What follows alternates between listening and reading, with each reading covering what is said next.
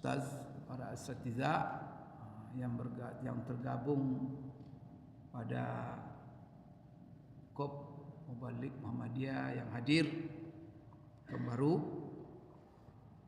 Alhamdulillah, tentu itulah kata yang paling indah untuk memulai acara kita ini. Sebagai ungkapan syukur kita kepada Allah, apa yang kita rencanakan pada malam ini, alhamdulillah Allah izinkan duduk kita di majlis, dan insya-Allah berdoa kita kepada Allah, berharap ini adalah doa majlis yang paling mulia, majlis yang penuh berkah insya-Allah dan diridai oleh Allah Subhanahu wa taala. Baik. Majlis kita malam ini, majlis ilmu kita mengambil tema dan tema ini merupakan isu yang menghangat dari masa ke masa, dan tema yang kita angkat ini juga isu yang juga menggurita ya, di zaman kontemporer sekarang ini. Tema yang diangkat adalah masalah salafisme ya. Kita usahakan kita bahasakan dengan salafisme dari masa ke masa.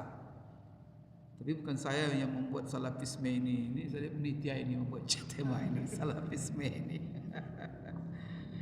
Karena ya dia kalau dalam bahasa Arabnya kan tidak perlu pakai me itu, salafi saja itu sudah cukup, itu salafiyun ya. Salafiyun nisbat kepada salaf dari masa ke masa. Tema ini ya selalu menjadi tema hangat, dan ini bukan sekarang saja, dia dari zaman sudah lama istilah ini marak dan terus diperbarui dan mengalami perkembangan dari masa ke masa. Baik, saya ingin mendefinisikan sedikit dulu. Pertama sekali, salaf kalau diistilahkan dengan salafisme atau salafi, kan itu kan dari kata salaf.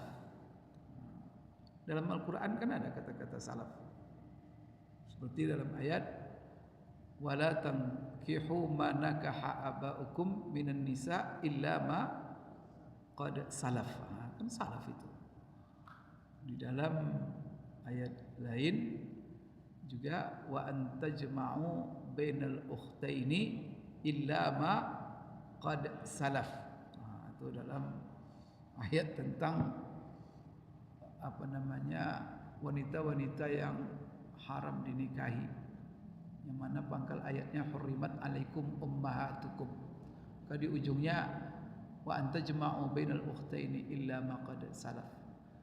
Apa arti salaf di sini? Yaitu ma sabaq, ma taqaddam, yang telah berlalu, yang sudah terdahulu. Dan konteks ayat itu adalah datang larangan seperti wala tankihu ma nakaha abaukum minan nisa illa ma qad salaf.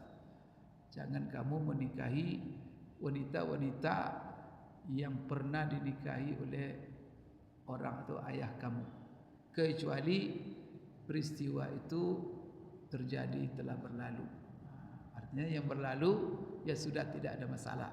Tapi dengan ayat ini turun, tak boleh lagi diulang.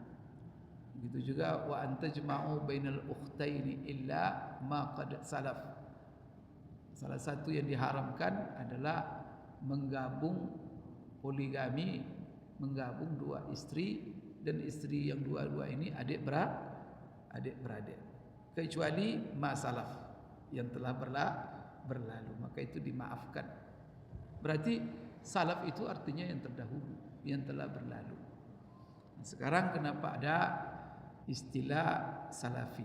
Berarti salafi itu istilah yang dinisbatkan kepada orang-orang terdahulu. Oleh ulama, istilah ini familiar.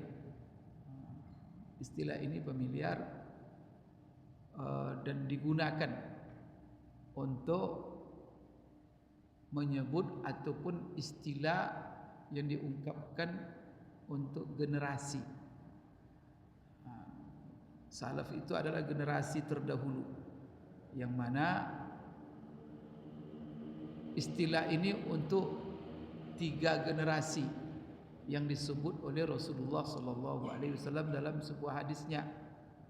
Kata Rasulullah SAW, khairul quruni qarni, thumma alladhina yalunahum, thumma alladhina yalunahum. Maka Rasulullah katakan, generasi yang paling baik itu adalah generasiku. Qarn itu kan satu abad kalau dalam bahasa kita. Maka itu mengambil 100 tahun. Maka generasi terbaik itu adalah generasiku. Setelah itu generasi yang setelahnya. Berarti generasi sahabat Rasulullah, kemudian generasi tabi'in dan tabi'in. Nah, inilah 3 generasi terbaik yang disebut oleh Rasulullah khairul qurun. Maka itlaq salaf kepada generasi ini kalau diungkapkan untuk generasi. Tapi sebagian mengungkapkan bahwa salaf itu bukan generasi, tetapi adalah manhaj, ya, metode berfikir, metode istinbat, metode beragama. Bagaimana menjalankan agama ini.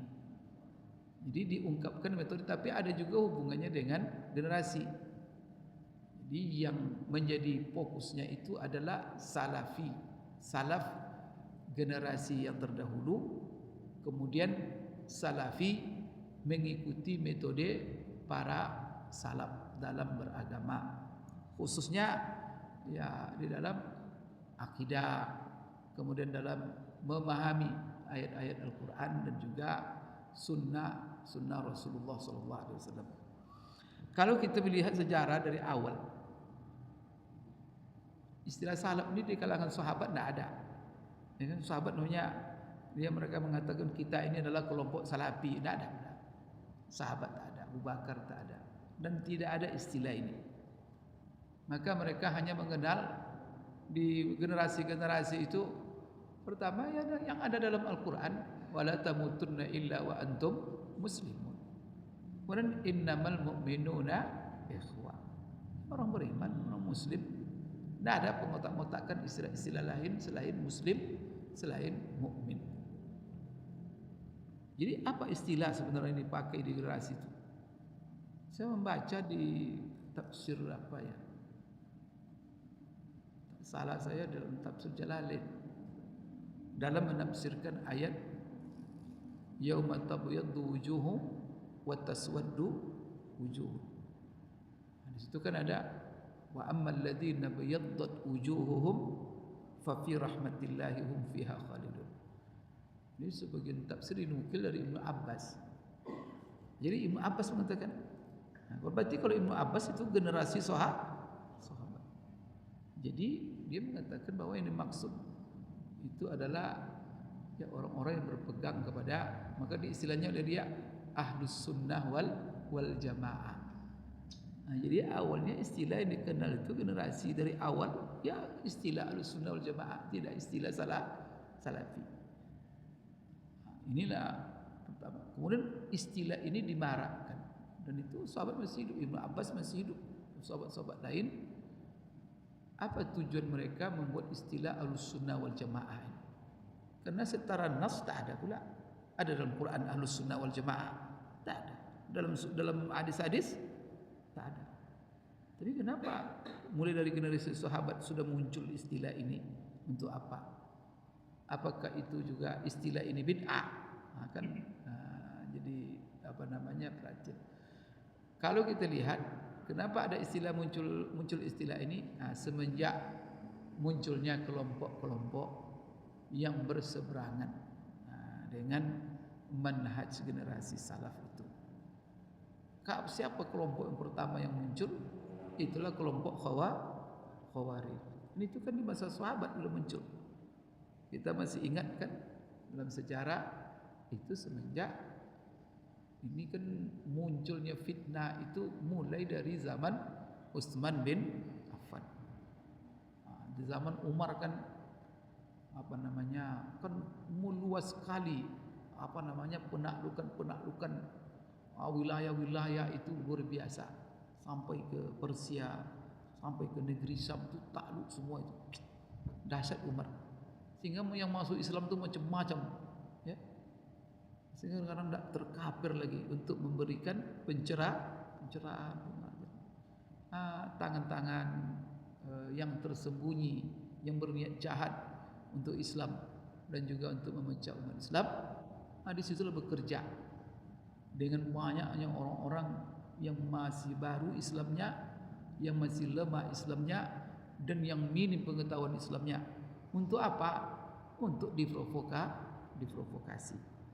Kan terakhir berujung kepada pembunuhan Utsman. Bayangkan itu tuh gimana dahsyatnya provokasi. Utsman, sahabat Rasulullah SAW, beliau itu menantu Rasulullah SAW. Beliau itu dinikahkan oleh Rasulullah SAW dengan apa? 2 orang putrinya, sehingga dia digelar dengan Zunnuraini. Itu tuh apa nama gelar sahabat yang sangat mulia. Kemudian dia orangnya memang dikenal orangnya baik, ya, akhlaknya santun sekali, dan memang dikenal dia tidak setegas Umar bin Khattab. Di zaman dia ini kan terjadi fitnah. Apa provokasi berita hoax yang disebarkan bahwa Utsman dalam memimpin melakukan yang namanya nepotisme. Kan itu tuh mulai awalnya. Di isu nepotisme. Kenapa? Karena dia sebagai orang nomor 1. Wilayah Islam itu luas sekali. Tidak seperti sekarang. Sekarang kan wilayah tuh Saudi berapalah besarnya, negara-negara teluk. Mereka tuh kan sampai 2/3 dunia ini mereka kuasai. Dahsyat wilayah teritorialnya. Jadi Utsman ini ketika dia menunjuk gubernur-gubernur di berbagai wilayah, dia tunjuk orang-orang dekatnya dan juga yang banyak ada hubungan keluarga. Itu salahnya. Tidak dapat oleh mereka apa ini kelemahan Utsman ini, oleh ya tangan-tangan yang tersembunyi. Tentu mereka itu ya orang-orang munafik, Yahudi belakangnya. Maka pada bahan-bahan memprovokasi, sehingga terjadilah demo besar-besaran. Bayangkan datang dari berbagai wilayah demo Utsman. Sahabat-sahabat Rasulullah SAW yang senior masih ada waktu itu. Dan bagaimana Utsman berdialog dan sahabat-sahabat juga berdialog menjawab subuhat-subuhat yang dilontarkan oleh pendemo. Dan bahkan Utsman sendiri sudah menjelaskan kenapa dia menunjuk orang-orang dekat-dekatnya menjadi gubernur, menjadi pejabat. Dari dulu itu banyak ada sensitif.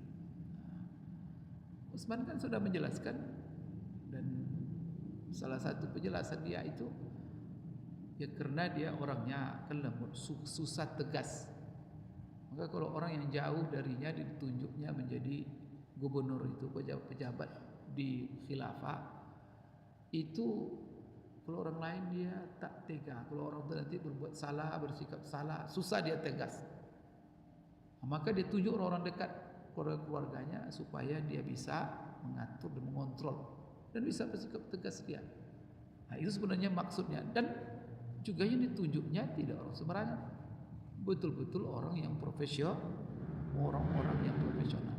Tapi yang namanya kena berita hoax sudah menyebar, dan yang masuk di situ memprovokasi orang-orang awam sebanyak-banyaknya, sampai Utsman dikepung. Tapi Utsman itu sebenarnya bisa juga dijaga, dikawal ketat, tapi dia sendiri tak mau dikawal, dibiarkan aja demo itu. Sampai Ali bin Abi Thalib sendiri menawarkan itu dalam riwayat yang sahih itu, anak mudanya 2 orang, Hasan dan Husain, untuk menjadi pengawal pribadinya, supaya terhindar dari demo. Maka disitulah mulainya itu demo, diprovokator, sehingga Utsman berpisah kepala dari badannya. Maksud pendemo Utsman dibunuh. Sampai bercecer darahnya. Utsman meninggal, setelah itu buyar ini pendemo, siapa-siapa yang bunuh. Maka dengar oleh gubernur-gubernur yang lain. Kemudian muncul harus ada pengganti Utsman. Siapa pengganti Utsman sebagai khalifah? Maka ditunjuklah oleh sahabat siapa? Ali bin Abi Thalib. Maka di sinilah terjadi ya ikhwah sekalian perbedaan ijtihad. Maka salah satu gubernur yang dilantik oleh Utsman ketika itu siapa? Muawiyah bin Sufyan. Dia ini keluarga dekat Utsman ini. Dan dia ketika itu gubernur Mesir. Maka ketika dia mendengar Ali dilantik menjadi khalifah, maka setelah dia ditunjuk jadi khalifah, maka apa tugas Ali pertama? Dia meminta bai'ah dari seluruh wilayah supaya betul-betul diakui eksisnya. Maka diminta semua bai'ah. Ketika itu Muawiyah tidak mau membai'ah Ali. Di sinilah mulai masalah. Apa alasan Muawiyah tidak mau dia membai'ah Ali ketika itu? Ya alasannya ijtihad. Ini ijtihad. Apa ijtihadnya? Menurut Muawiyah jangan didudukkan khalifah duduk, tetapi harus dituntut kisos terhadap pembunuh Utsman. Itu bersikeras Muawiyah, tidak bisa. Saya tidak bisa membai'ah. Itu kan dia gubernur, dia juga kuat di Mesir. Sehingga kata Muawiyah ijtihadnya, kejar dulu pembunuh Utsman. Kita kisos dulu. Setelah kita kisos mereka semua, baru kita dudukkan khalifah. Kalau Ali punya ijtihad lain, tidak. Kita eksiskan dulu khalifah. Setelah eksis nanti, baru kita buru siapa pembunuh Utsman dan kisos. Ini kan masalah apa yang didahulukan, apa yang ditakhirkan. Tapi sebenarnya mereka sepakat bahwa pembunuh Utsman harus tuntut kisos. Cuman menurut Muawiyah adalah harus itu lebih dulu, lebih prioritas. Menurut Ali tidak. Dan juga sahabat-sahabat pendukung Ali bahwa dudukkan khalifah. Tidak ketemu. Akhirnya kan terjadi perang antara, itu kan yang terjadi kan, perang antara pasukan Muawiyah dengan Ali yang dikenal dengan perang Siffin, kan itu tuh. Terjadi dua perang ini, tapi bagaimana sahabat? Ya Allah, dahulu mereka satu barisan berperang melawan orang-orang kafir, la ilaha illallah, melawan musuh-musuh. Sekarang antara sesama mereka jadi tak diterima oleh nurani dan iman mereka. Gimana ini? Maka untung ada di antara sahabat cepat-cepat sebelum banyak darah tertumpah, maka diangkatlah bendera damai, bendera perundingan. Sehingga dua kelompok berhenti berperang, kemudian masing-masing mengutus dari utusan untuk berdamai. Maka dari kelompok Muawiyah siapa? Dari kelompok Ali yaitu Abu Musa al-Ash'ari. Dari kelompok Muawiyah siapa perundingnya? Juru rundingnya. Ya, Amr bin As ya. Bukan Amr bin As. Jadi ya terkenal lah. Jadi artinya telah terjadi perundingan dan kesepakatan gencatan senjata. Maka balik mereka kepada jemaah. Kan itu. Di sinilah mulai masuk. Maka muncul kelompok siapa-siapa yang memprovokasi muncul kelompok ini di tengah-tengah setelah mereka sepakat. Jadi ada kelompok yang mengatas namakan dia tidak Ali, tidak Muawiyah. Tapi mereka kalau keluar dari kelompok itu semua dan mereka membuat semacam ultimatum. Siapa yang menerima perundingan damai maka mereka adalah kafir. Maka itulah kafir. Semua yang menerima perundingan kafir dan dia keluar dari seluruh kelompok itu. Itulah yang dikenal dengan kelompok Khawarij. Di sinilah mulai muncul Khawarij. Maka bagi mereka kafir. Pokoknya main kafir aja. Zikirnya kafir. Semua orang kafir. Astagfirullah. Maka memunculkan ajaran-ajaran istiadat sendiri. Sahabat dikafirkan. Ali bin Abi Thalib semuanya dikafirkan. Pengikut Muawiyah yang menerima damai semua dikafirkan. Tidak ada yang selamat kecuali mereka sendiri. Nanti macam-macam lah turunan nanti fikih mereka itu. Nanti bisa dilihat fikih Khawarij. Maka inilah asal muasal. Atau muncul pula siapa pula yang membuat, yaitu yang pro Ali. Pro Ali membuat pula bahwa apa? Tetap membela Ali dan menganggap Ali berhak menjadi khalifah. Muncullah kelompok di situ namanya Syiah. Kan di sini bermula orang itu. Maka Khawarij ini gawat. Mereka menyendiri, mereka membuat masjid sendiri, mereka mengelompok sendiri dan mereka punya istiadat sendiri, punya pemimpin sendiri. Sehingga Ali membuat kebijaksanaan ketika itu menunjuk salah seorang di antara sahabat yang kuat ilmunya, yaitu Ibnu Abbas sendiri, untuk berhadapan dengan orang-orang Khawarij dan menjelaskan akar persoalan kepada mereka dan menjawab syubhat mereka. Alhamdulillah dihadapi oleh Abdullah bin Abbas, mereka itu banyak yang tobat, tapi banyak pula yang tidak tobat. Sehingga dia ultimatum mereka itu karena mereka keluar dari pemerintahan yang sah, maka mereka dihukum, ada yang dibunuh, diperangi. Tapi setelah mereka diperangi, dibunuh, mereka kabur dan mereka memilih satu lokasi tempat perkumpulan mereka. Khawarij ini berkembang macam-macamlah kelompok-kelompoknya. Jadi dari sini mulai. Karena muncul pula Syiah. Maka di sini sahabat butuh sebuah istilah karena mereka semuanya menisbatkan diri tetap kepada muslimun. Syiah mengakui mereka muslim. Khawarij mengakui mereka muslim. Ahlus Sunnah juga muslim. Ini bagaimana cara membedakan ini? Itulah muncul istilah pertama Ahlus Sunnah wal Jamaah untuk membedakan antara kelompok Khawarij dan Syiah. Setelah itu kan muncul lagi kelompok Mu'tazilah. Ini bagaimana membeda-bedakan ini? Jadi Ibnu Abbas itulah yang pertama membuat istilah Ahlus Sunnah, bukan Salafi.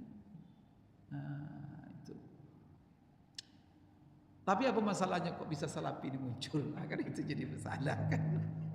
Kalau dulu kan istilah awalnya cuma Ahlus Sunnah wal Jamaah. Tapi kenapa muncul Salafi? Karena kelompok Ahlus Sunnah wal Jamaah ini sendiri juga terbagi-bagi di dalam amalan, di dalam cara metode beristinbat. Maka muncul seperti sebelum juga zaman Ibnu Taimiyah. Tapi zaman sahabat tidak ada, zaman tabi'in tidak ada. Ini muncullah kelompok-kelompok sufi, tarikat, kan macam-macam tuh. Di zaman Ibnu Taimiyah itu kan dahsyat itu. Muncul kelompok Mu'tazilah dengan pecahannya sufi. Kelompok-kelompok Batiniyah di zaman Imam Ghazali, di zaman akhirnya apa? Dan mereka juga ngaku Ahlus Sunnah. Yang tadi kan semuanya Islam. Akhirnya dipersempit untuk membedakan Khawarij, Mu'tazilah, Jahmiyah, sudah macam-macam tuh muncul. Qadariyah, Jabariyah. Maka di hadapan mereka itu Ahlus Sunnah wal Jamaah. Ahlus Sunnah ini seperti dalam masalah memahami sifat. Dia ada kaidah-kaidah mereka itu sepakat. Karena mereka kan sepakat dalam satu kaidah yang telah ditetapkan oleh Allah dalam Quran. Seperti memahami sifat, laisa kamitslihi syai'un wa huwas samiul basir. Kemudian kaidahnya kan dalam surat Al-Ikhlas, qul huwallahu ahad, Allahus samad, lam yalid wa lam yulad. Di ujungnya itu wa lam yakul lahu kufuwan ahad. Itu kaidah itu musallam semuanya. Nur Ahlussunnah wal Jamaah. Tapi nanti mereka berbeda dalam memahami ayat-ayat sifat yang bersifat mutasyabihat. Ini sini mulainya nanti kelompok-kelompok ini sudah mulai lagi. Maka di antara ayat mutasyabihat dalam sifat seperti yadullah fawqa aydihim, ya kan? Seperti Ar-Rahmanu 'alal arsis tawa. Maka banyak lagi yang lain ayat-ayat mutasyabihat. Karena dalam Quran kan juga Allah kan sudah menjelaskan masalah ayat mutasyabihat ini. Huwallazi anzala 'alaikal kitaba minhu ayatun muhkamat hunna ummul kitab wa ukharu mutasyabihat. Siapa yang suka mengungkap ayat mutasyabihat ini, maka Allah klaim fa ammal ladzina fi qulubihim zayghun fayattabi'una ma tashabaha minhu ibtigha'al fitnati, buat fitnah, wa ibtigha'a ta'wili wa ma ya'lamu ta'wilahu illa Allah war rasikhuna fil ilmi yaquluna amanna kullu min indillah. Maka ini ya di ujung ayat itu wa may yazakkaru illa ulul albab. Jadi ayat mutasyabihat ini di sinilah. Tapi kaidah sumber tadi sepakat semua. Allah tidak ada yang serupa dengan Dia. Kan itu tuh. Nah, sekarang lihat tangan. Kemudian mata. Kan ada semua dalam Quran itu. Wal tafatus sak, betis. Ada tangan, ada betis, ada mata. Kemudian ada lagi apa lagi? Kullu syai'in halikun illa wajah. Gimana? Ini kan sifat-sifat yang sifatnya anggota.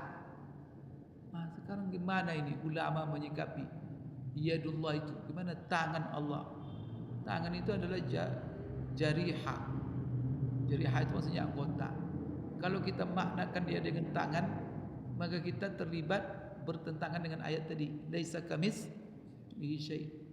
Berarti kita serupakan Allah dengan makhluk. Ini bahaya ini.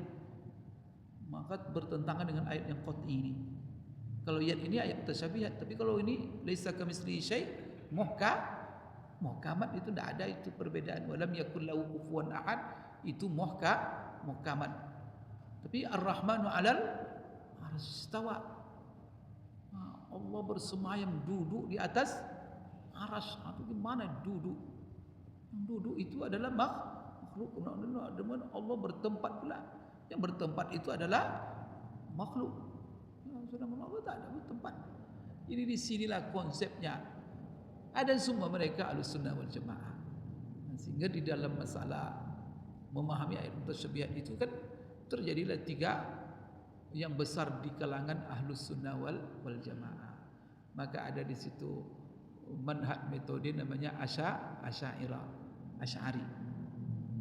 Di metode seperti memahami bahwa sifat Allah itu 7, 13, sifat 20. Itu kan itu manhaj Asy'ari. Kemudian ayat-ayat mutasyabihat tadi itu mereka takwil. Itu manhaj Asy'ariyah. Kemudian nanti muncul lagi manhaj namanya Maturidi. Ini panjang kalau saya cerita, kita akan waktu singkat. Kemudian muncul pula manhaj Salafi. Ini Salafi itu sebenarnya pecahan semuanya dari Ahlus Sunnah wal Jamaah. Kenapa mereka memunculkan istilah Salafi? Ya, karena mereka menganggap bahwa pemahaman mereka lah yang sesuai dengan pemahaman generasi salaf. Padahal kalau kita minta tunjukkan mana pokoknya Abu Bakar mengatakan seperti itu, Umar mengatakan, itu repot juga, itu tidak ada. Karena semua mereka menganggap baik Maturidi, baik Asy'ari, baik Salafi, semua yang mereka tempuh, metode yang mereka tempuh, itulah metode Salafi. Itulah generasi salaf.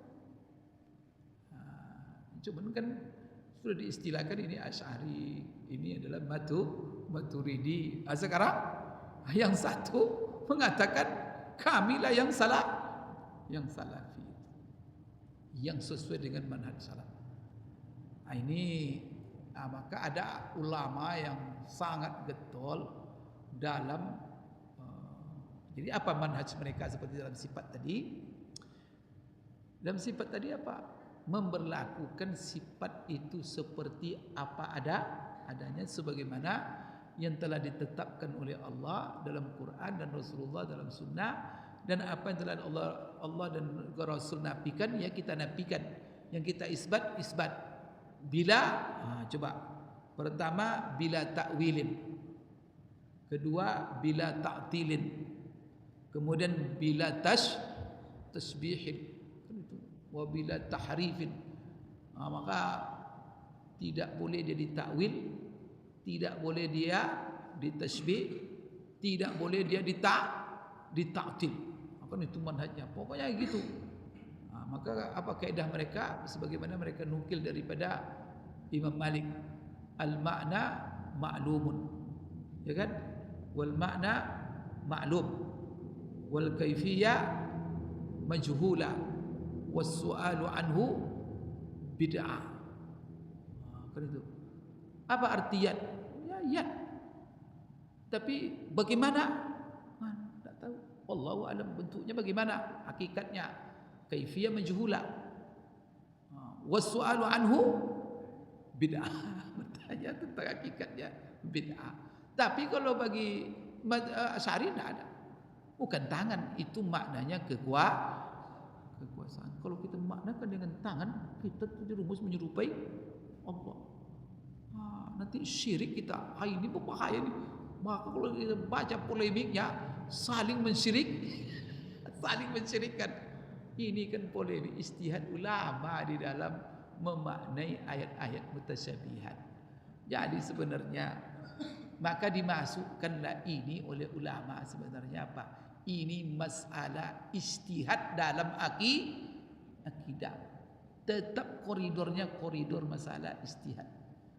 Kalau sudah masalah ijtihad yang bahwa ini sudah masuk dalam qadhiyah ijtihad dan terjadi perbedaan pendapat, karena tidak ada yang pasti memastikan 100% bahwa dia yang benar dalam hal ini, itu tuh susah. Oleh karena itu apa? Ya, yang seharusnya sikap dalam hal ini tidak boleh saling menyesatkan, dan tidak boleh saling kita menyalahkan. Karena bagi mereka kan kaedah yang telah mereka rumuskan ulama-ulama, la inkara fi masailil ijtihad. Kalau masalah itu masalah ijtihad karena tidak adanya kepastian dalil, maka dalil itu kan dibagi. Setiap masalah yang diputuskan oleh ulama itu ya didasarkan kepada dalil. Maka kalau dalil itu kan ada dua ditinjau, dari sisi subut dan dari sisi dalalah. Subutnya apa? Eksistensi dalil itu. Apakah dalil itu qat'i eksistensinya atau zonni? Begitu ulama jelimatnya mereka merumuskan kaedah-kaedah hukum itu. Maka dia kata dalil itu ada yang qat'i secara subut, ada yang qat'i secara dalalah. Kalau qat'i secara subut itu adalah ayat Al-Quran dan hadis-hadis mutawatir. Itu qat'i secara subut. Tapi ini juga barangkali bisa zanninya secara makna. Betul itu ayat Quran pasti. Tapi bisa terjadi perbedaan. Kenapa? Karena ayat itu menerima multi tafsir. Nah, seperti yad tadi. Itu apa tuh? Yang paling benar di sana. Karena kata-kata yad itu juga oleh penggunaan orang Arab dalam sehari-hari semenjak jahiliyah lagi kalau diperiksa kamus-kamus itu dia digunakan untuk makna hakiki, bisa juga makna majazi. Ini umpamanya Pak, ini dibangun masjid ini oleh tangan penguasa. Mana tangannya tidak pernah ke sini. Yang ke sini itu cuma sumbangan. Dalam Al-Quran bal yadahu mabsutatani. Ya kan? Karena dituduh oleh Yahudi Allah itu dituduhnya bakhil. Maka Allah katakan hullat aidihim bal yadahu mabsutata. Dua tangan Allah itu terbentang. Yada itu apa? Dua tangan seperti tangan manusia? Kan tidak mungkin. Tapi orang Salafi juga tidak menyerupai kan tangan Allah dengan tangan manusia. Pokoknya maknanya tangan. Tapi bagaimana? Yang ditanya, bertanya tentang bagaimana itu bid'ah. Ya, jelas tangan kan begitu. Kalau orang Asy'ari jangan disebut tangan. Kalau kamu sudah menyebut tangan itu berarti kamu telah menyerupai. Ya Allah, ini kan ijtihad ini. Maka sebenarnya Pak ya sudah masing-masing keyakinannya sudah. Kadang-kadang ada di antara ulama menengahi bahwa apa? Pemahaman secara salaf itu lebih selamat. Tapi pemahaman khalaf juga lebih modern. Tidak masalah. Ini lebih modern, ini lebih selamat. Kedua-duanya bisa diterima. Tapi kan muncul kelompok-kelompok. Ini jadi masalah. Salafi yang kita lihat sekarang ini, ya dia sudah terlalu jauh sudah terlalu jauh. Sehingga kalau dulu itu hanya terbatas perbedaan mereka dan mereka bersikeras itu di dalam masalah ayat-ayat sifat mutasyabihat tadi. Perbedaan itu tuh yang mereka bersikeras menurut saya. Dan ya mereka mengelompok lah, artinya membuat istilah lah ini Salafi ini apa. Dan mereka juga mengembalikan itu. Itu yang apa namanya? Kalau Zaman Ibnu Taimiyah juga tidak terlalu apa. Tapi mereka masing-masing mendakwa mereka lah yang benar-benar dengan Ahlus Sunnah wal Jamaah. Jadi mereka banggakan itu istilah Ahlus Sunnah wal Jamaah. Ibnu Taimiyah sendiri, inilah pemahaman Ahlus Sunnah wal Jamaah. Yang satu inilah pemahaman Ahlus Sunnah. Asy'ari mengatakan inilah Ahlus Sunnah wal Jamaah. Coba lihat perdebatan itu. Asy'ari mengaku dia yang Ahlus Sunnah, Salafi mengaku dialah yang ahli Sunnah. Tapi tidak muncul itu istilah yang Salafi. Sekarang kan muncul istilah-istilah Salafi ini, sehingga ya banyak ulama-ulama yang menilai. Jadi sehingga kalau kita lihat ulama-ulama yang menisbatkan diri mereka kepada Salafi sendiri, mereka tidak terima itu. Jadi begini, kalau dulu perbedaan itu sebatas masalah-masalah akidah tadi, tapi sekarang Salafi sekarang itu dibawanya arena itu kepada seluruh masalah khilafiyah sampai kepada masalah furu'ah itu jadi masalah. Sehingga mereka mengotak-ngotak dalam masalah itu. Kalau dulu hanya untuk berseberangan dengan Khawarij, Mu'tazilah dengan apa, itu yang membuat mereka pisah, beda-beda. Dan masalah-masalah khilafiyah, jahar bismillah tidak jahar bismillah, kunut subuh tidak kunut subuh, kemudian macam masalah-masalah lain itulah ya masing-masing mengamalkan, tetapi tidak sampai mengotak-ngotak. Tapi setelah ya, Salafi ini dibawanya, sebab kalau masalah-masalah khilafiyah seluruhnya itu dimasukkan kepada mengelompok-mengelompok, ini tidak bisa, nanti bisa umat Islam ini tidak bisa bertemu dengan dua orang. Seperti dalam masalah khilafiyah dalam seluruh furu'. Itu lalu kita misah dan mengatakan bahwa kita lah yang Ahlus Sunnah wal Jamaah. Hanya di dalam masalah kunut ini. Kan masalah kunut ini semuanya kita mengikut. Ada ulama dan itu beristihad, dan itu seluruh ulama-ulama yang beristihad yang diakui istihad mereka, dan mereka yang telah memapankan kaedah-kaedah istihad, dan masing-masing punya kaedah. Ada kaedah-kaedah itu yang disepakati dan itu yang paling banyak. Ada kaedah-kaedah yang mereka berbeda. Berbeda kaedah-kaedah dalam istinbat, metode mereka pakai, berbeda pula mereka di dalam menyimpulkan hukum. Tapi mereka semua tidak ada masalah, damai aja mereka semua. Tak ada mereka menuding-nuding bahwa itu salah ini. Kalaupun mereka salah, tapi mereka sopan. Seperti Imam Abu Hanifah diriwayatkan dari mereka, masing-masing mereka mengatakan bahwa kalau sudah itu masalah ijtihad, ra'yi shawabun yahtamilul khata'. Pendapatku adalah benar. Itu kan. Tapi barangkali bisa salah. Gitulah ulama-ulama itu kalau masalah ijtihad. Kemudian pendapat yang lain salah, barangkali juga bisa benar. Begitulah sopan mereka. Sekarang datang orang-orang pokoknya salah. Inilah yang benar. Kemudian masuk istilah bid'ah. Dulu ahli bid'ah itu diitlakkan, diungkapkan untuk Khawarij. Ahlu bid'ah itu untuk Mu'tazilah. Ahlu bid'ah itu untuk Rafidah. Sekarang ahlu bid'ah itu beda kunut pun, beda kunut subuh itu juga sudah ahli bid'ah. Di sini musibah itu menjadi jadi. Diterapkan pula sebuah hadis, kullu bid'atin dhalalah wa kullu dhalalatin finnar. Iyyakum wa muhdatsatil umur wa kullu muhdatsatin bid'ah wa kullu bid'atin dhalalah wa kullu dhalalatin finnar.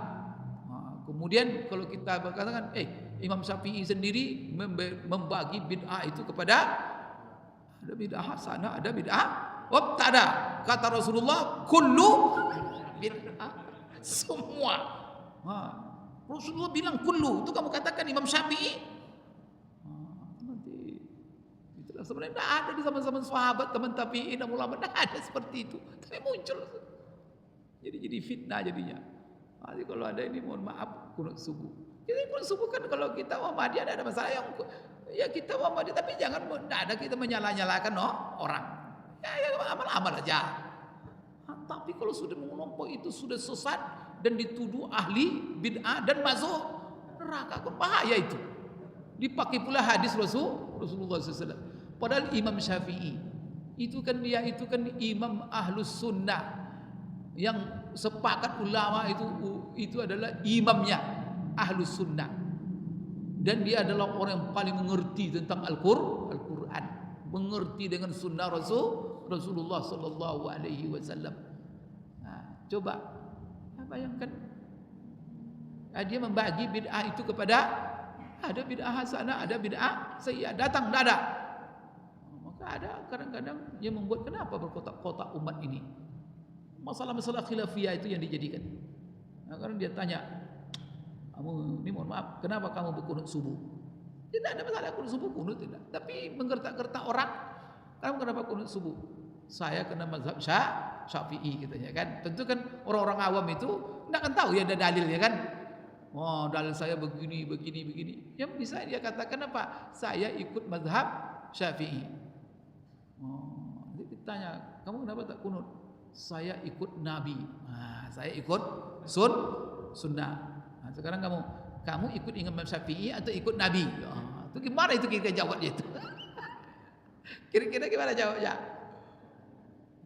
Tentu kan mungkin ada orang mengatakan saya ikut Imam Syafi'i itu saya tinggalkan Nabi. Di situlah mulai perpecahan itu. Kalau kamu ikut Nabi, jangan ikut. Berarti jangan kunut. Berarti semuanya kalau yang berbeda dengan dia itu tidak ikut Nabi itu. Astagfirullahaladzim. Berarti kan dia mengatakan itu bahwa Imam Syafi'i tidak ikut Nabi. Sahabat-sahabat Karena masalah khilafiyah itu bukan bermula dari imam-imam mazhab itu. Kalau masalah khilafiyah itu sudah ada di zaman sahabat. Ada sahabat yang berkunut, ada sahabat yang tak berkunut. Ali bin Abi Thalib itu diriwayatkan dia selalu kunut subuh. Tapi kalau Abdullah bin Umar tak pernah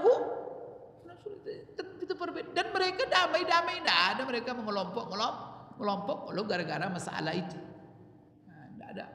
Tapi mulai masalah furu'iyah ini dijadikan pembeda. Itu jadi musibah sehingga Salafi ini menjadi istilah tren di zaman kontemporer. Maka mereka mendakwa langsung, salah satu kata mereka itu manhajnya langsung Quran dan sunnah. Padahal seluruh ulama yang berbeda itu apa dalil mereka, sepakat ijma' mereka itu menjadikan dalil itu 4 yang sepakati. Pertama Quran, kedua sunnah, yang ketiga ijma', yang keempat qiyas. Itu dalil-dalil seluruh ulama. Maka ulama itu apapun masalah pasti merujuk dulu kepada Quran, yang kedua kepada sunnah. Tapi kenapa kok terjadi? Bayangkan itu terjadi kadang-kadang perbedaan pendapat, dalilnya 1, pendapatnya 5, berbeda ulama. Satu mengatakan begini, satu mengatakan begini. Kadang 4 pendapatnya. Dalilnya apa? Itu juga. Tapi kenapa bisa? Karena di dalam dalil itu terjadi kemungkinan multi tafsir. Itu ada sebab-sebabnya. Sekarang ini kan saya tidak tahu siapa yang ahli bid'ah sebenarnya. Karena ayat Al-Quran dan sunnah-sunnah Rasulullah itu memang tak bisa. Ini memang multi tafsir. Seperti namanya wal mutallaqatu yatarabbasna bi anfusihinna salasata quru. Quru itu apa maknanya? Suci atau haid. Kalau kita cari bahasa Arab, tanya orang Arab, ada yang katakan haid, ada yang katakan suci. Lalu apa yang Allah maksud di situ? Haid atau suci? Terjadilah ulama-ulama besar itu berbeda. Yang satu mengatakan haid, itu Imam Abu Hanifah. Datang Imam Syafi'i, enggak, itu maksudnya adalah suci. Terjadi perbedaan. Termasuk juga ayat-ayat yang mutasyabihat tadi.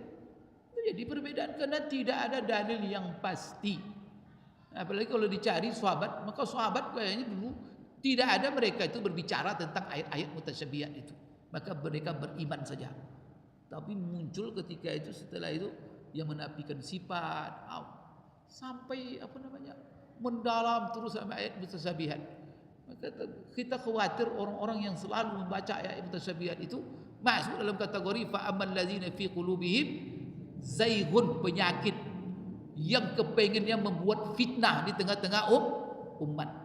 Maka ayat mutasyabihat ini, mohon maaf, di generasi-generasi ulama dulu itu hanya dibahas dalam lingkungan para ulama, polemik ulama dalam tulisan-tulisan ilmiah, bukan menjadi kajian di depan orang-orang awam. Sekarang ada yang membuat kajian di mana Allah, itu judulnya. Dikaji depan orang-orang. Ada sahabat membuat seperti itu tuh. Judul kajian. Kalau mereka mendakwah, atau mereka ada masalah bapak ayah Nabi, ibu Nabi di neraka atau di surga, dibuat itu tema kajian. Dan yang diundang orang-orang, ya Allah, orang yang baru sadar tobat atau ngaji langsung disodorkan hal-hal yang mutasyabihat itu. Akhir-akhir gimana? Dan mendakwa pula inilah manhaj yang benar. Inilah. Jadi ini problem kita sekarang. Saya ada di antara ulama-ulama itu yang bagus menyikapi seperti ini. Ada namanya Syekh Muhammad Hasan Ad-Dodo. Kalau antum bisa ikuti nanti YouTube-nya, banyak pengajiannya. Dia tuh sangat bijak ya, sangat arif dia bagaimana memberikan sikap terhadap perbedaan-perbedaan, khususnya kawan-kawan yang mereka mendakwa salafi. Saya kira ikhwas sekalian, wallahu alam ya, kita tidak tahu karena kelompok-kelompok umat Islam ini kadang-kadang dimasuki oleh tangan-tangan ada yang sengaja. Tiba-tiba muncul saja, kok beda, semakin ekstrim saja, semakin ekstrim saja. Nah, karena usaha mereka itu bagaimana umat Islam ini tidak bersatu, kan itu. Karena orang-orang Yahudi dari dulu, dari zaman Rasulullah berusaha mengotak-ngotak umat Islam. Karena benteng umat Islam yang pertama itu persatuan kesatuan. Kita ingat Rasulullah ketika hijrah ke Madinah, apa dibuatnya dulu? Menyatukan. Pertama disatukannya orang-orang Ansor, karena mereka ada dua kabilah besar, Khazraj dan Aus, satukannya. Setelah itu apa? Disatukan pula orang-orang Muhajirin. Kemudian disatukan pula antara Muhajirin dan Ansar. Setelah itu apa? Rasulullah persaudarakan pula semuanya di dalam sebuah bendera negara Madinah, termasuk orang-orang yang beda agama. Begitu Rasulullah. Kemudian tahu Yahudi itu benteng umat Islam itu persatuan, dan kelemahan umat Islam baru umat ini lemah kalau di kota-kota. Maka kita ingat sejarah Masjid Dirar. Coba Rasulullah hidup, dibuat oleh Yahudi itu Masjid Dirar. Dan mereka itu tampil mereka persis seperti sahabat. Jenggot mereka panjang-panjang, sorban mereka bahkan lebih besar pula sorban daripada sorban Nabi lagi. Pakai jubah, dan mereka solat di belakang Nabi, dan dia ikut Nabi, tapi mereka munafik, merongrong. Kalau kita baca kisah-kisah munafik, sampai mereka buat masjid di samping Masjid Quba. Jadi kalau kita berdiri di Quba, tak jauh di mana tempat Masjid Dirar itu, bisa kita tunjuk. Di situ mereka bangun masjid. Coba alasan mereka kepada Rasulullah. Rasulullah ketika itu kan dalam misi perang waktu itu. Mereka minta Rasulullah langsung yang supaya itu resmi dan diakui.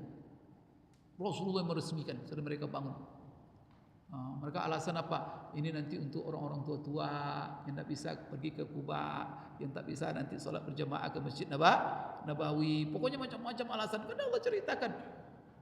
Maka Rasulullah sudah berniat untuk meresmikan. Di perjalanan turun ayat.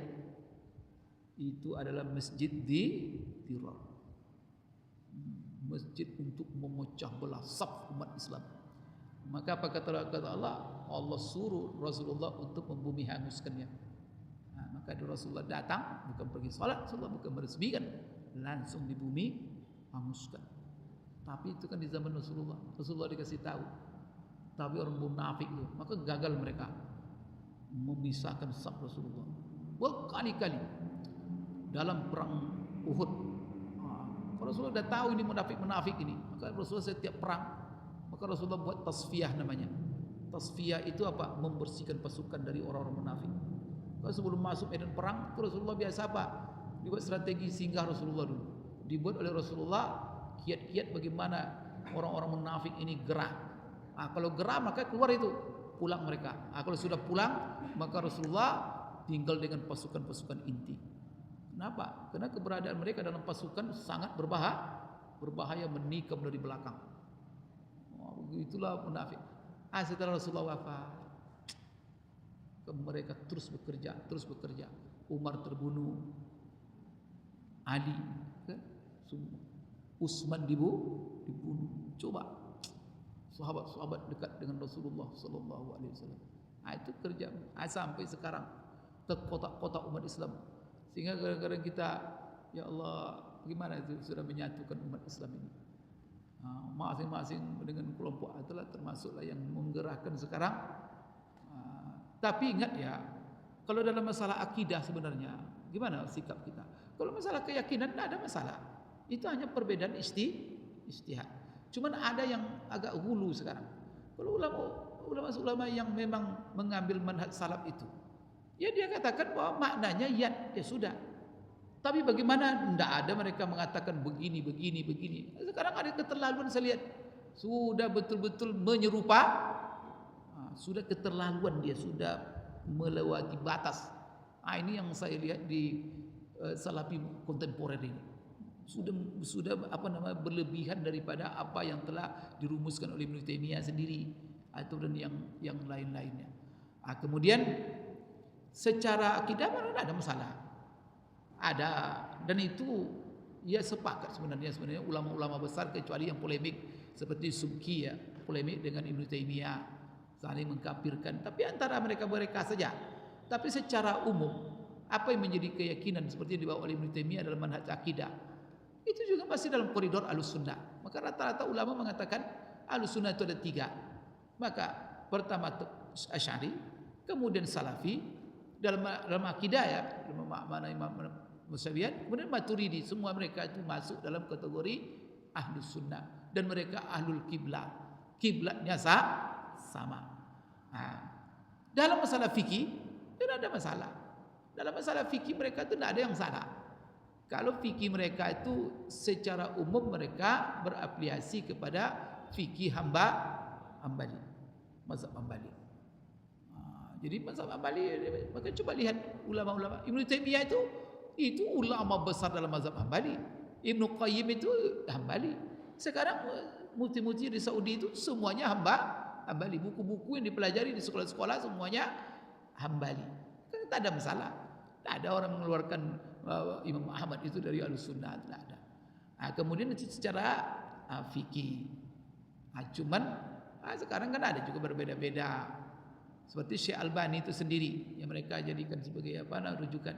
Syekh Albani itu secara umum dia Hambali itu. Cuman ada istihad dia dalam mensahihkan hadis, menghasankan hadis. Sehingga ada kalau muncul istihad dia yang berbeda dengan ulama-ulama mazhab yang 4. Dan itu yang menjadi ikutan. Tapi toh ada ulama yang menjadi ikutan mereka. Sekarang apa yang menjadi kesalahan fatal? Mengklaim kebenaran itu hanya ada pada mereka. Kan itu jadi masalah. Termasuk dalam masalah-masalah yang tidak boleh ada klaim di situ. Ulama-ulama besar pun tidak ada mengklaim. Ya, silakan Pak. Saya kira itu ya yang dapat saya sampaikan, karena tadi waktunya cuma setengah jam. Tidak apa-apa. Ya silakan. Waalaikumsalam warahmatullahi wabarakatuh.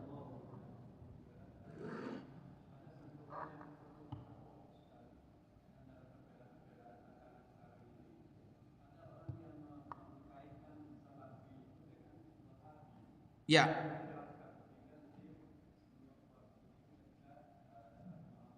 Ya. Ya, ini menghubungkan Salafi dengan Wahabi. Jadi istilah salaf tadi kan kalau salaf itu ya sebelum ada Wahabi itu kan sudah ada istilah salaf itu ya. Karena Wahabi ini kan nisbat kepada Syekh Muhammad bin Abdul Wahab. Ini ulama kan abad 19 ini kan, belum lama ini mereka ini. Jadi Syekh Muhammad Abdul Wahab ini bersama dengan Muhammad Musaud, ya ulama dengan Umar mendirikan negara Saudi. Cuman ini Syekh Muhammad Abdul Wahab ini memang dia di antara saudara-saudaranya dan bahkan orang tuanya. Kalau orang tuanya, saudaranya itu masih punya pemahaman Asy'ari. Tapi Syekh Muhammad Abdul Wahab ini tidak tahu bagaimana dia itu banyak membaca ataupun mengikuti Ibnu Taimiyah dia. Maka secara manhaj metode dalam memahami ayat sifat dia pakai Ibnu Taimiyah. Dan ketika itu Asy'ari Maturidi dan tidak dipakai itu apa yang dikatakan oleh Ibnu Taimiyah itu zaman itu. Dia munculkan kan. Maka sehingga dia tampil beda. Kemudian di dalam memerangi khurafat, dalam memerangi syirik, dalam memerangi, ya terjadilah sebenarnya polemik antara saudara-saudara itu. Bahkan Muhammad Wahab itu punya saudara, itu ditahzir oleh saudaranya dan dia dicap sesat, dan juga oleh bapaknya sendiri kan. Tapi dia kan keras dia dengan prinsipnya, sehingga apa yang ditulisnya kemudian, ya saya tidak mengatakan bahwa dia mengkafirkan apa semua dari tulisan itu kan susah. Dari tulisan itu kan bisa orang memaknai kan. Orangnya tidak hidup, sudah meninggal. Tapi itu kan barangkali, tapi apakah begitu secara real? Banyak orang mengupas-ngupas buku-buku dia. Coba dia mengkafirkan dia. Itu kan penafsiran. Dan kadang-kadang pandangannya tidak secara komprehensif. Jadi sekarang Wahabi ini kan nisbah kepada Syekh Muhammad bin Abdul Wahab. Karena kebetulan dia yang membawa bendera ini di tempat ini dan itu di negara dan bisa menjadi manhaj satu negara. Dia mendampingi, dia sebagai mufti, dia sebagai untuk Raja Saud waktu itu. Maka ditetapkannya fikihnya Hambali, akidahnya Salafi, sehingga dikenal karena namanya Muhammad bin Abdul Wahab, Salafi Wahabi, kan itu aja itu. Kemudian orang-orang yang berlawanan ini kan sengit perlawanan ini. Maturidi, Asy'ari, ini kan perlawanan sekali ini dalam penafsiran itu. Oleh orang-orang tingkat awamnya ini menjadi permusuhan. Maka dulu orang ketika haji waspada Wahabi. Sebenarnya yang dibawanya adalah pemahaman yang dipegang tafsirkan oleh Ibnu Taimiyah. Maka bagi saya, kalau saya menilai ya semuanya koridor istihad. Tapi kita sampai ya mengkafir-kafirkan itu adalah sikap berlebihan. Sekarang ya sudah. Ini kelompok sana juga mengkafirkan di sini. Yang di sini juga mengkafirkan yang di sana. Itu bagaimana umat ini? Maka ikuti. Dan ulama-ulama itu tidak. Kalau ulama itu mana mereka mengkafir? Kalau mereka mengkafirkan sendiri, itu hanya polemik ilmiah yang didasarkan kepada dalil. Tapi kalau orang awam sudah mengkafirkan berdasarkan bukan ilmiah lagi. Maka mereka bisa secara ilmiah berdebat, berpolemik, tapi secara ukhuwah mereka menyatu. Ilmiah. Tapi secara ukhuwah, salat bersama. Tidak mungkin mereka beda-beda. Tidak ada mereka mengatakan bahwa kalau ikut itu tidak sah salat. Itu kan ada efeknya lagi itu. Kalau sudah saling menyesatkan, nanti tidak sah. Tapi alhamdulillah coba. Saya juga heran. Kalau ditanya mereka juga bingung. Kau mengatakan itu Asy'ari sesat. Itu imam yang kamu ikuti tadi itu Asy'ari itu. Maka kamu ikut orang sesat. Coba kawan-kawan Salafi sekarang. Salat enggak di masjid sembarangan? Salat kan dia kan? Ikutinya. Berarti sebenarnya tak ada masalah. Tinggal sebenarnya mempertemukan saja lagi ini. Karena bagi saya dan juga kita ini ya, ada ustaz itu sangat dahsyat juga mau menyerang Wahabi sampai juga mengkafir-kafirkan. Tapi pergi umroh ke Mekah, diikutinya juga Imam Wahabi itu katanya kafir, tapi kenapa kamu ikuti dia? Iya kan Pak? Itu imam-imam haram itu semua itu Wahabi, pengikut Muhammad bin Wahab semua itu akidahnya semua Ibnu Taimiyah itu. Tapi ustaz-ustaz yang tadi buat sekali asyirah ketika umroh dia buat salat sendiri dia. Artinya apa? Dia akui imamnya sah salatnya. Berarti perbedaan apa? Tidak ada masalah. Berarti semuanya ahlul kiblah. Tapi kenapa diperuncing masalah? Maka kalau begitu apa? Yang dicari bagaimana kita selalu bertemu bersatu. Itu Pak ya. Jadi isu itu yang ya silakan.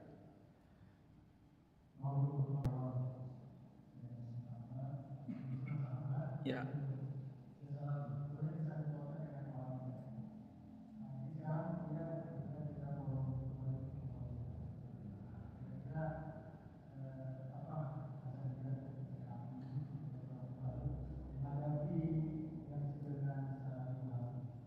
Ya.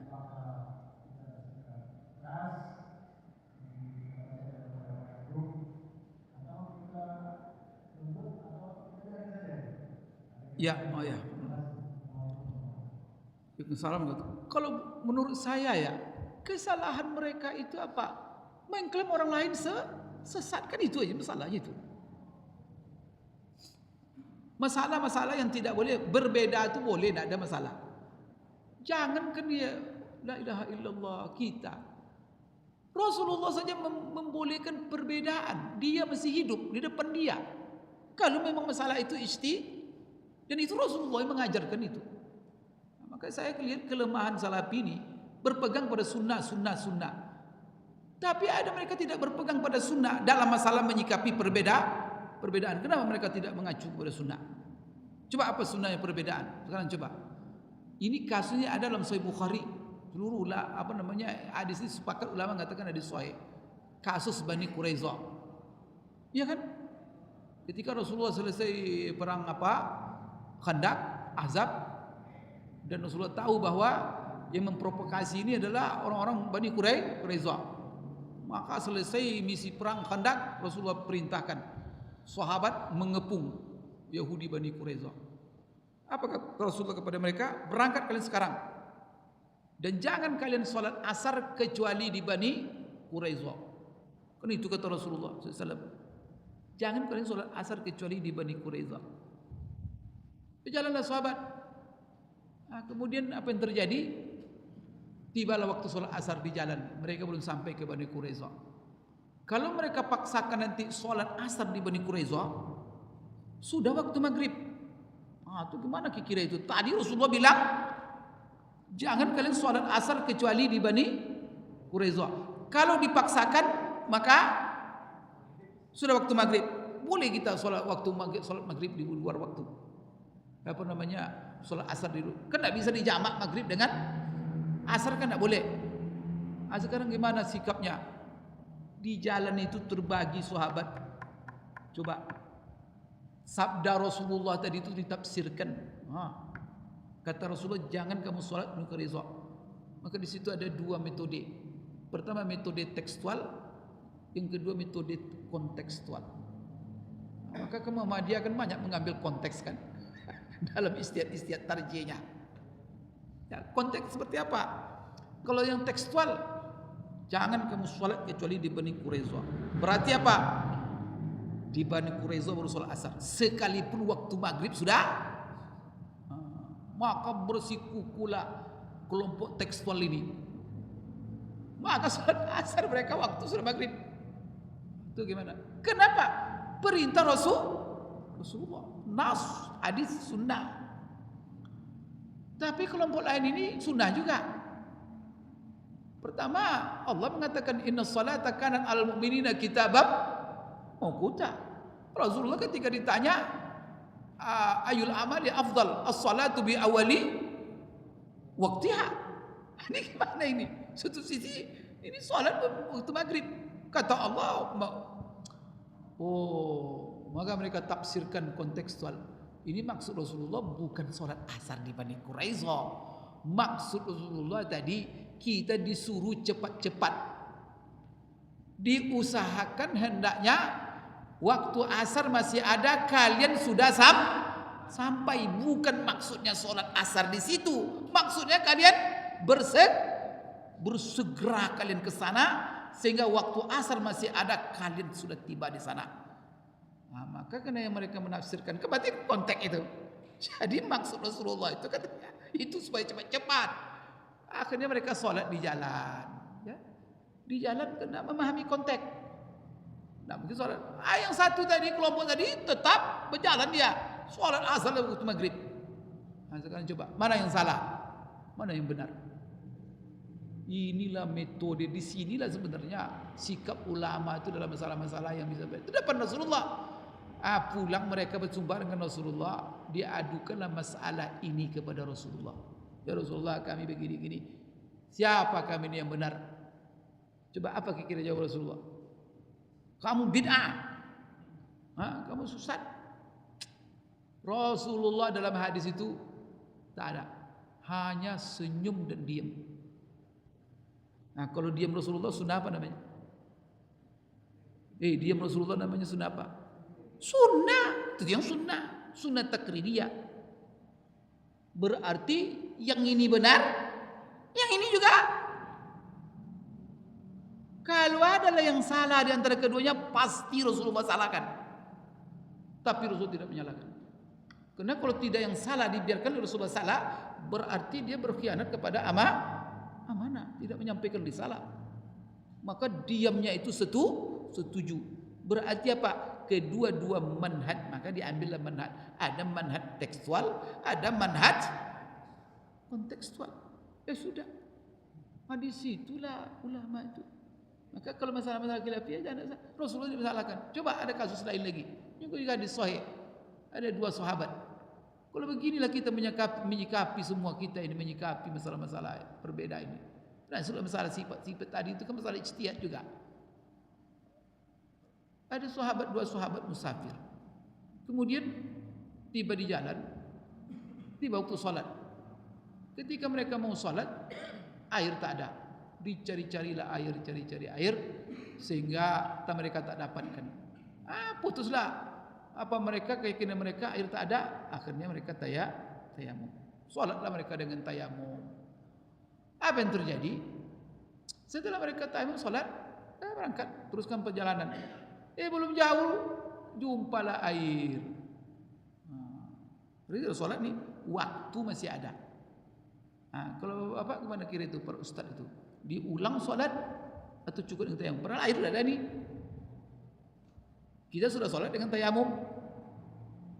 Waktu masih ada. Gimana kira? Diulang atau tidak? Saya bertanya. Kan? Kenapa diam? Kenapa pasti berbeda pendapat ini? Maka itu berbeda pendapat dua sahabat tadi. Yang satu mengulang, yang satu tidak mengulang. Karena dianggapnya apa? Tayamum tadi. Dan itu tayamum yang sah. Karena kita ketika itu tayamum air tak ada. Kita sudah cari, sudah beristihad. Ya sudah, maka tayamum dengan alat suci yang sah. Yang satu masalah waktu masih ada. Tayamum itu ganti. Sekarang yang asli ada. Maka batal tuh yang ganti itu. Maka dia tetap diulangnya solatnya. Nah, sekarang siapa yang benar ini? Kira-kira? Susah. Mengadu mereka kepada Rasulullah. Ini diceritakan Ibnu Taimiyah sendiri. Ibnu Taimiyah itu salah satu ulama yang paling bukunya itu dirujuk oleh seluruh ulama dalam bagaimana menyikapi masalah-masalah khilafiyah ini. Judul bukunya namanya Raf'ul Malam an A'immatil A'lam. Dia sendiri temukan kisah-kisah seperti ini. Jadi apa? Kata Rasulullah ketika mereka mengadu, saya mengulang, saya tidak mengulang. Rasulullah, siapa kami ini yang benar? Kata Rasulullah, kamu yang tidak mengulang, faqad asabtas sunnah. Yang kamu lakukan itu sudah sesuai dengan sunnah. Tidak benar. Kamu yang mengulang, falaka ajrani, kamu dapat 2 pahala. Ada yang salah? Ya Allah, kalau begitulah seluruh masalah khilafiyah itu kita sikapi. Tidak ada secara umat ni. Itu tidak manhaj itu. Kan manhaj itu. Kenapa tidak sunnah itu? Jadi jangan bukan sunnah kunut masalah praktek amalnya, tapi manhaj itu yang paling sunnah itu yang penting. Ini pergi dia kepada parsial-parsial masalah dan sunnah, tapi sunnah manhaj tidak itu kan sunnah manhaj. Rasulullah mengajarkan dengan itu metode beristihad. Dan ketika diam Rasulullah, berarti dalam masalah istihad tak boleh saling menyalah.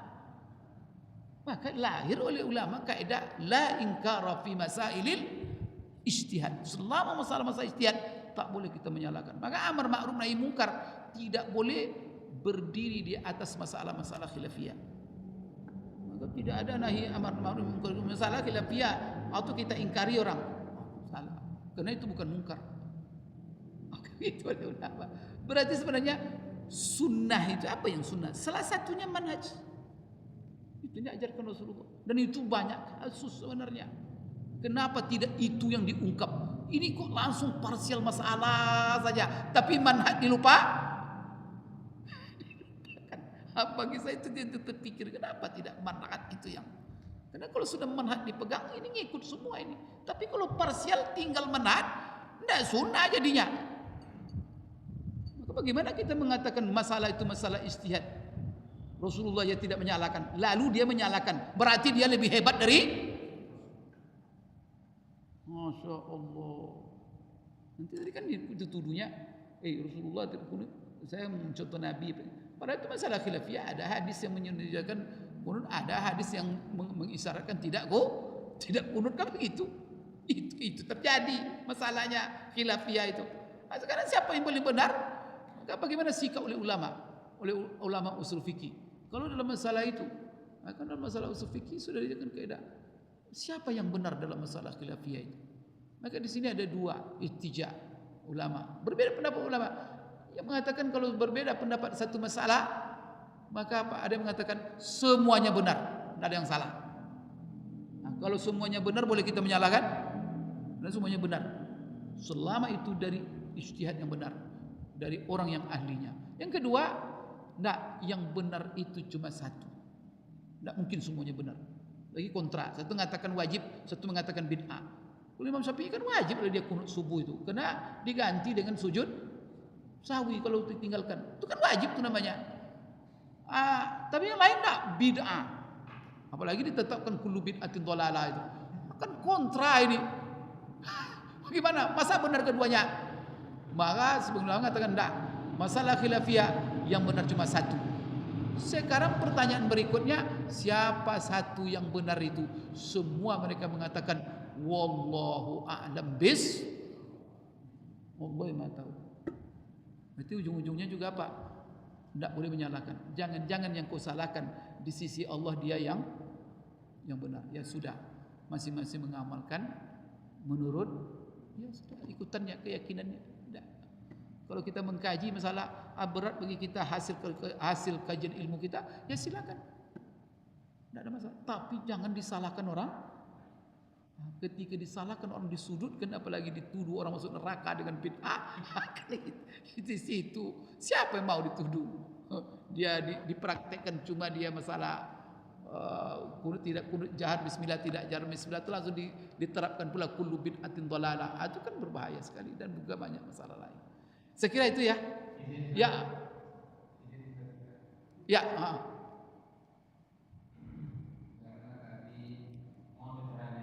ya.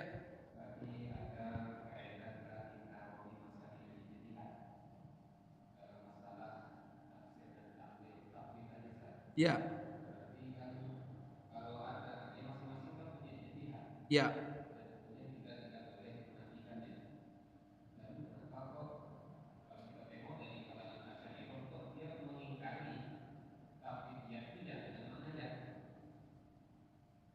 Mengingkari? Ya, ya. Ya.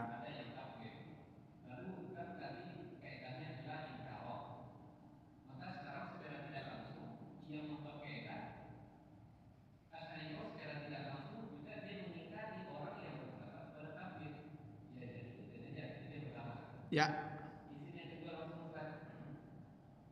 Karena ini sedang di salah satu Facebook itu menyebutkan Yusuf Qaradawi dan Syekh Sabi ini dua perusak metodologi ini.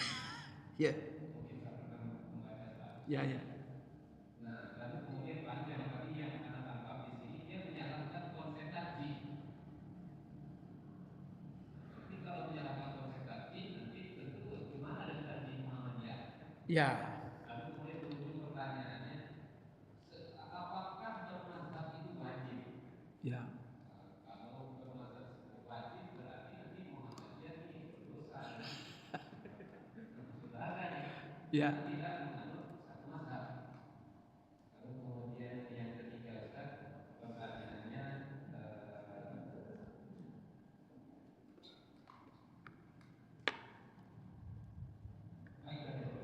Ya, ya.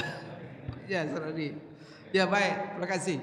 Jadi ini masalah ya kan tadi saya katakan polemik ulama. Kita yang tidak ulama, yang tidak kapasitas jangan ikut-ikut pula. Mereka kadang-kadang dalam uslub, dalam metode mereka kadang-kadang berpolemik antara mereka. Ada yang pedas. Kamu kalau baca buku Ibnu Hazm, itu Ibnu Hazm, ulama Zahiri. Dia itu kalau kita baca buku dia itu, tak ada seorang pun ulama di dunia ini habis oleh dia. Imam-imam, bahkan ulama Syafi'i, Imam Syafi'i karena dibodoh-bodoh, kalau sudah berbeda dengan hasil ijtihad dia, maka dia bodoh-bodohin aja siapapun. Itu Ibnu Hazm itu gawat. Jadi kalau baca buku dia, tidak ada yang ulama di dunia ini lagi. Tinggal Hazm sendiri. Tapi itulah uslub dia. Maka polemik ulama kita yang dibawa itu jangan masuk pula. Itu polemik. Maka kita bersikap ya sudah. Baca apa argumen mereka. Kira-kira apa yang lebih kuat bagi kita. Ya sudah, ikuti. Tapi jangan pula kita ikut-ikut kafir pula kata kita. Banyak. Ini mohon maaf ini, yang mengkafirkan Ibnu Taimiyah itu banyak buku-buku mereka. Asal datang kita membaca buku lama itu kita kafirkan Ibnu Taimiyah. Astagfirullahalazim. Nah, ini tidak, jangan masuk-masuk pula polemik ulama itu. Kita yang membaca istifadah dari seluruh ulama, kadang-kadang kita berikan mereka ihtiram. Itu wajib. Polemik mereka biarkan antara mereka. Dan kita kaji argumen mereka, baca, jangan nanti fanatik. Nanti fanatik karena tidak dibacanya di sini, tidak dibaca di sini. Pokoknya ikut ini, itu sudah fanatik orang itu. Makanya Imam Malik kan membuat kaidah itu luar biasa itu. Apa kata Imam Malik sampai menunjuk kepada kuburan Rasulullah? Kullun yu'khadhu min qawlihi wa yurad. Kullun illa sahibu hadzal qabr. Siapapun orangnya, pendapatnya bisa diterima, bisa ditolak. Yang tidak, yang harus diterima sama sekali cuma yang di dalam kuburan ini, sambil menunjuk ke kuburan Rasulullah. Akhirnya ada orang asal guru dia benar semua, asal keluar dari apa dia? Astagfirullah. Itu sunnah itu. Nah, itu yang jadi ya, tapi kita perlu sadarkan. Itu yang pertama ya. Maka itu yang ikut-ikut itu polemik ulama. Itu kan terjebak, saya lihat itu sebagian ustaz itu. Bacanya buku itu dikafirkan. Mana bisa seperti itu? Kalau ada buku Ahasan namanya Bangil ya, apa Persis. Kan dia tajam juga kan, gimana dia kan lawannya. Maka dia kalau dia berpolemik itu dahsyat. Tapi kalau sisi akhlak, masya Allah santunnya luar biasa. Biasa saya membaca itu, apa komentar orang.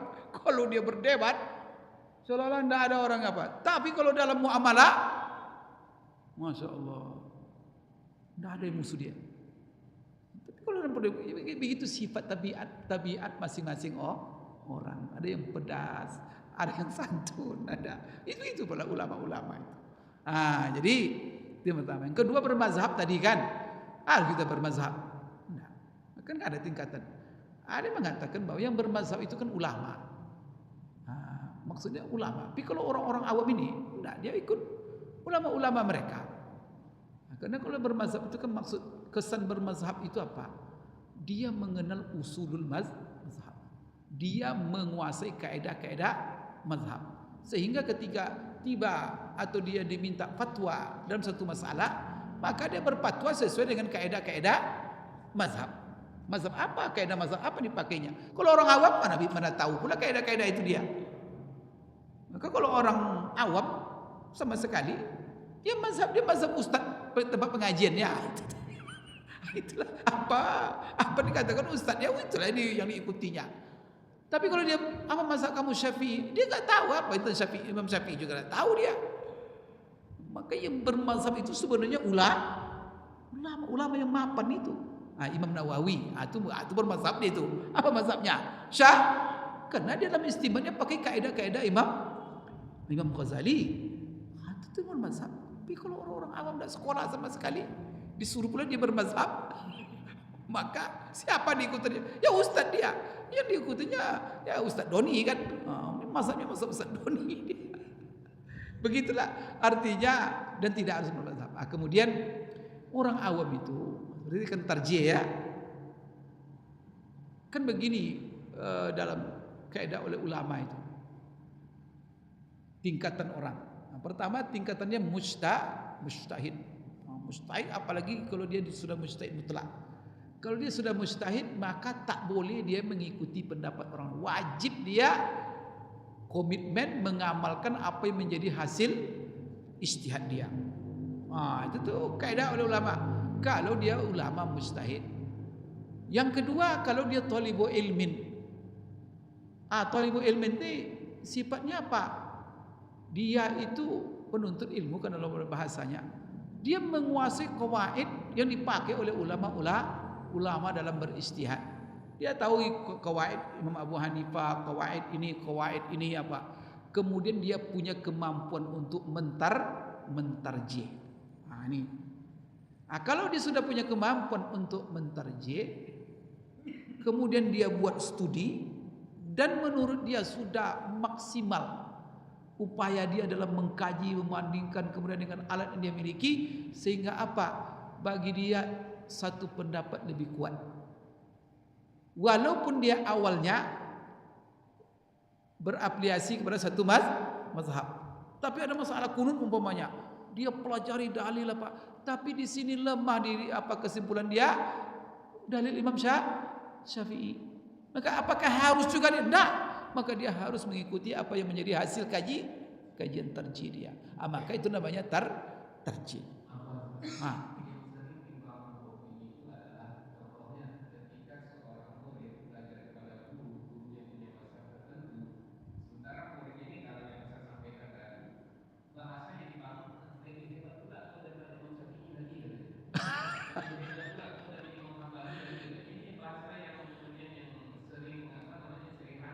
Ya,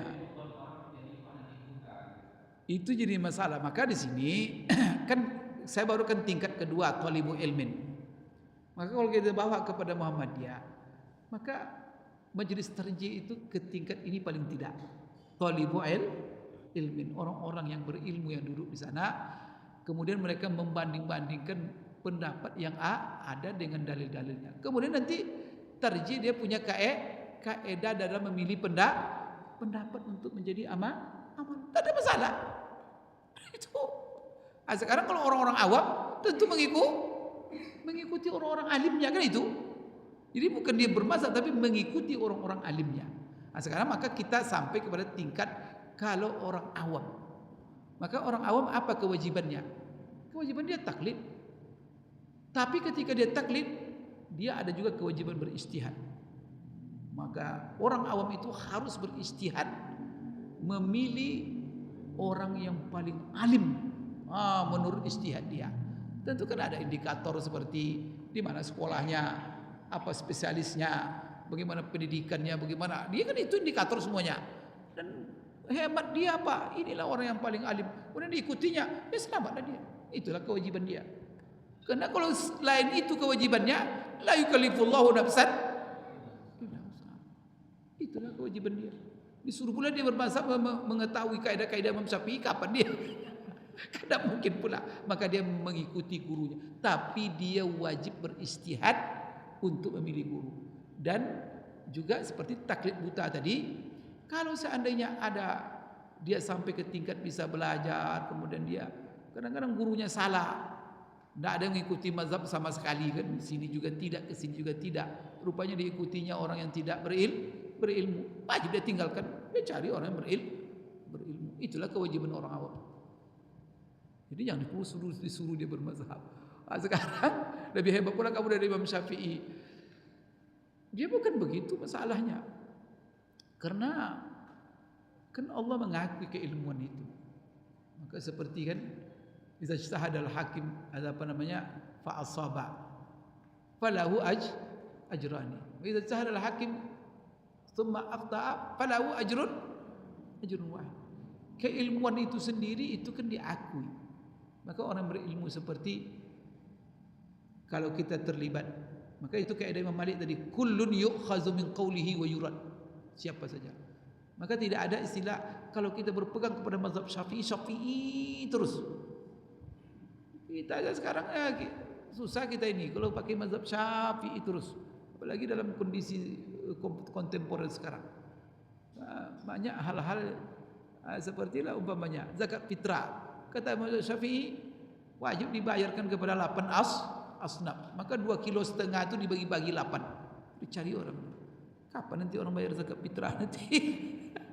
Banyak tadi pakai mazhab Syafi'i. Kenapa? Karena kadang-kadang kan tarjih. Tarjih itu kadang-kadang melihat maslahat. Kemudian tuntutan zaman. Apalagi memang itulah gunanya tarjih. Kadang dalil-dalil itu memang dari dulu dalilnya maslahat dari zaman ke zaman bisa berubah. Di zaman itu yang cocok. Tapi di zaman sekarang, kalau nanti fanatik juga kepada yang lama, tidak ada nanti ulama yang apa. Maka itu disitulah kehebatan Muhammadiyah. Bahwa ada ulama-ulama yang tarjih. Salah satu pertimbangannya ketika masalah itu dalilnya maslahat. Dan maslahat sekarang menuntutlah berbeda. Maka maslahat itu yang seperti masalah menetapkan awal bulan. Karena dulu kan ilmu falak itu sederhana. Kemungkinan validasinya itu tapi kalau sekarang ada validasinya itu sangat tinggi. Buktinya apa? Tak ada orang mempersoalkan hasil falak dalam jadwal waktu sholat. Ada orang meragukan.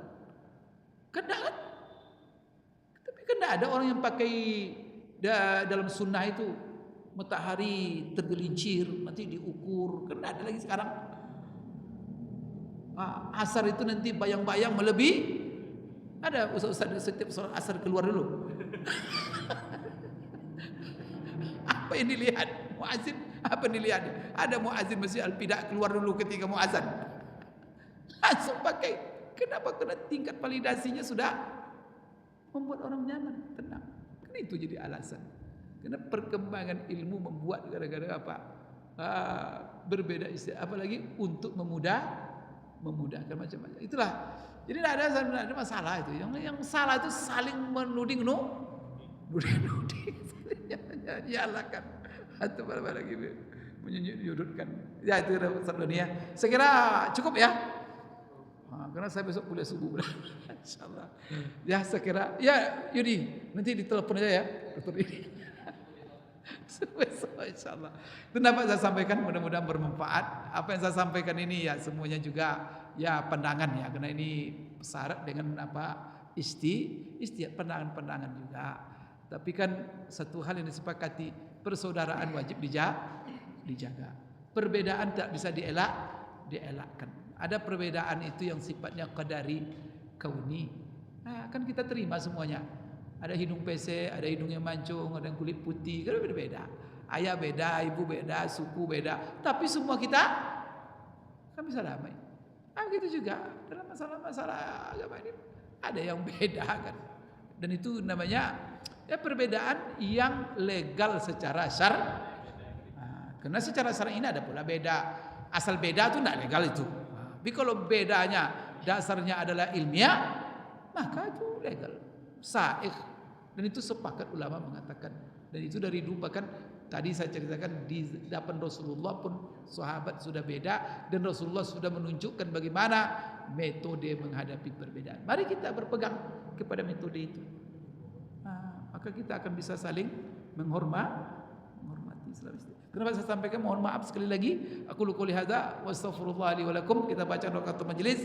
Subhanakallahumma rabbana wa bihamdik asyhadu an la ilaha illa anta astaghfiruka wa atubu ilaik. Assalamualaikum warahmatullahi wabarakatuh.